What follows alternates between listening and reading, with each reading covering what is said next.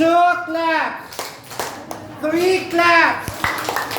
4 claps. 5 claps. Are you ready? Okay, if you're ready, everybody say hi. Everybody say hello. Okay, if you're ready, can you please say hooray? Everybody say hep hep. Okay. Now let's play hep hep. Hep hep. Hooray. Hooray. That's right. Good afternoon, everyone.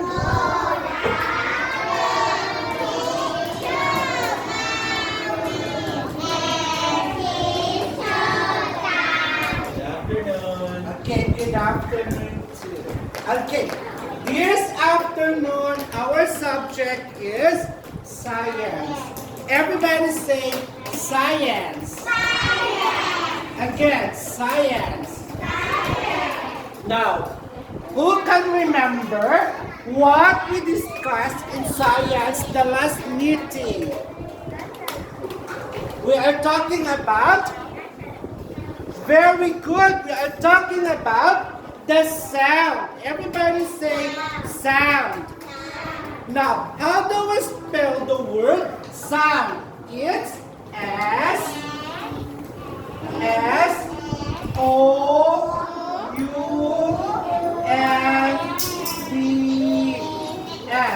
Everybody say sounds.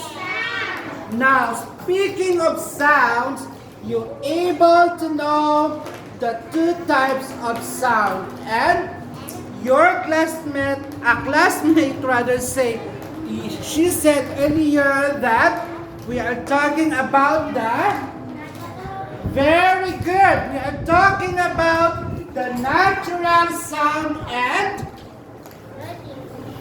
the artificial sound. Now, we have here the natural sound. We have natural and artificial sound. Now, Teacher John will give you an example for a natural sound. He will going to explain what is natural and what is artificial. What are those things that exist? We can see everywhere who are sources of sounds, but if it is natural or artificial. But before that, everybody say natural. Natural sound. Again, natural sound. Okay, another one is artificial sound. Alright, so Teacher John will explain to you what is natural sound and what is artificial sound. Okay, thank you, Teacher Marvin. Last meeting we talked about natural and artificial sound. Okay, and can anybody remember what is natural sound? It is made by nature. Nature, okay.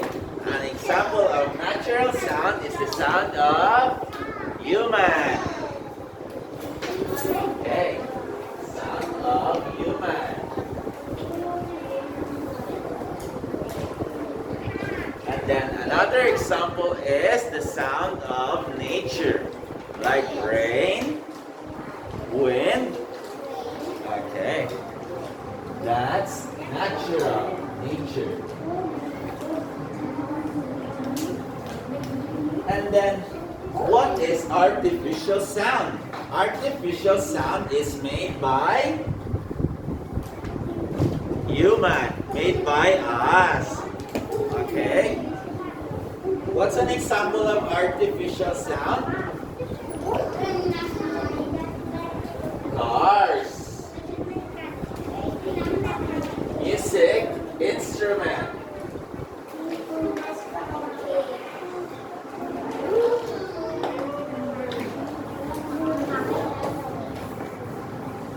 Okay, so all artificial sounds are made by human. Then, Okay, so thank you so much, Teacher John. Now, when we say natural sound, all living things are sources of natural sound. So what are those living things? Such as human, we as a person, as an animal, they are the sources of unnatural sounds. Not only the living things, but of course, by the nature. And what are those? Nature. They are such an animals. They are the natural rain. It produces sound. The lightning of the thunder is also a sources of a natural sound. On the other hand, in artificial sound, these are a man-made. It is a made of human. Say for example, the table is a man-made. It produces a sound, but we call it or we consider as an artificial sound. Okay, now this time, let us identify. We are going to give you a list of sources of sound, and you have to tell whether it is a natural sound or it is an artificial sound. Okay? Alright, number one. Babies cry. What do you call that, Teacher Jen? A crying baby. Is it a natural sound or artificial sound? The crying baby, is it natural sound or artificial sound? It's a natural sound. How about the mobile phone? Mobile phone, is it a natural sound or artificial sound? The mobile phone, it's an artificial sound. Okay. Raise your hand if you want to answer.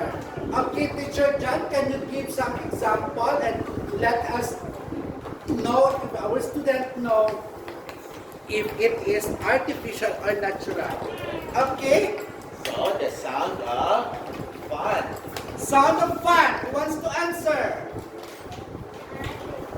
Who wants to answer? Anyone? Hi. Hello.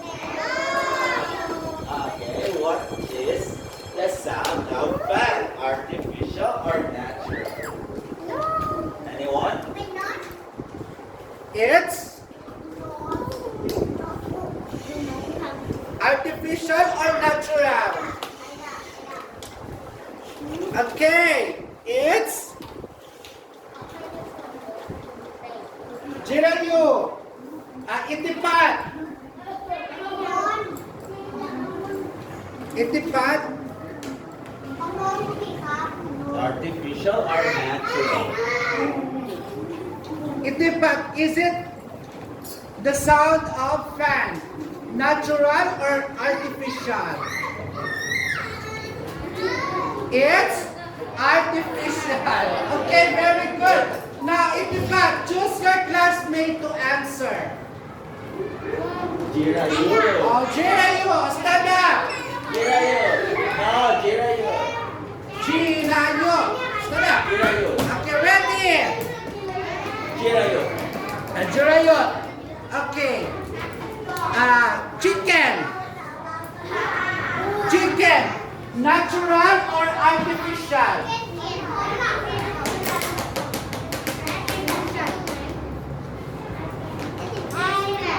It's natural sound. Okay, next, choose your classmate.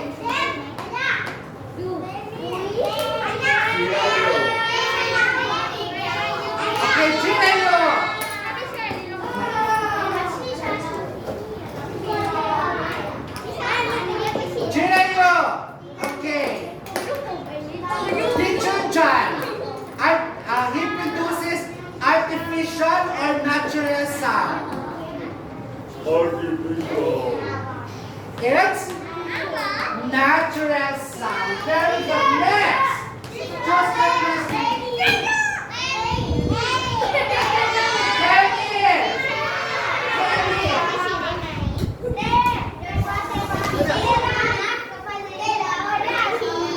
Okay, Debbie. Table. Table. Artificial or natural sound? Table. Artificial, natural. It's artificial. Okay, very good. Just like us meeting here. Oh, Okay.